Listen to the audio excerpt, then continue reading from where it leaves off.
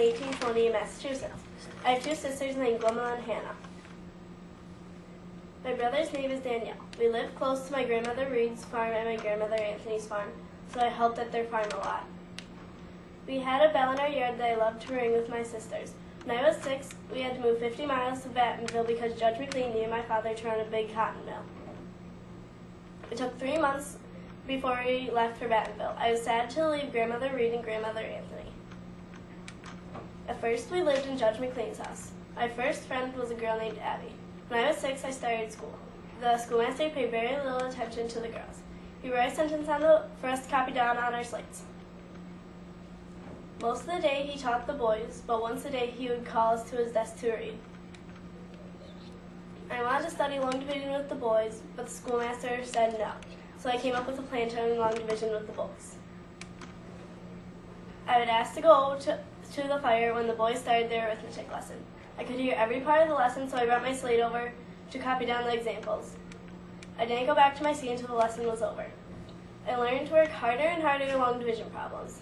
When I was 7, Father started building houses for the mill workers. When the houses for the mill workers were finished, we moved out of Judge McLean's house into another house. When I was 11, I had pieced the quilt together and Mother got sick, but luckily she only had to stay in bed for 4 weeks. Father was finally going to start building our house. Then baby Eliza was born in the spring. Then in the mill, Father had a worker go out sick. Glumma and I had pulled straws and I got the bigger piece. I was so happy to work in the mill. The mill was very busy. I was a spooler, which meant I put empty spools on the frames when the other spools were full. I was only in the mill for a week. It took a while to build our house, and I was 13 when it was finished. We had a schoolroom in our home. Cousin Sarah taught the school, but on Sundays I had to take over for her. Then I helped her teach on weekdays too. Then I got an invitation to teach in another town in summer. I was surprised to get this because I was under 18. I stayed in a different home each week. In the winter, I went to Deborah School in Pennsylvania. I got very homesick, and the headmistress scolded me sharply. That spring, Father's mill shut down. Father was going to lose everything, so I started teaching again to help my family. All I packed was my good shawl, my petticoats, and my neckclothes. My mother gave me my old bonnet. I taught for 15 years. Even after my family needed my help, I joined groups that wanted to end temperance and slavery. Most of all, I wanted to help the girls and women of America. The rest of my life, I tried to give women the right to vote.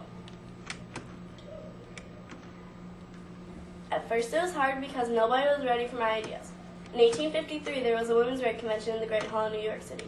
The hall was crowded, but people hissed and groaned at my ideas. But that didn't stop me. In 1893, at the World's Fair in Chicago, I spoke about why women had the right to vote. This time, they didn't hiss or groan.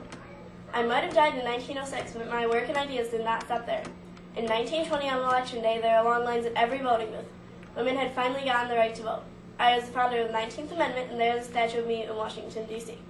Or if you don't want to travel, you can check out my house right here in Rochester.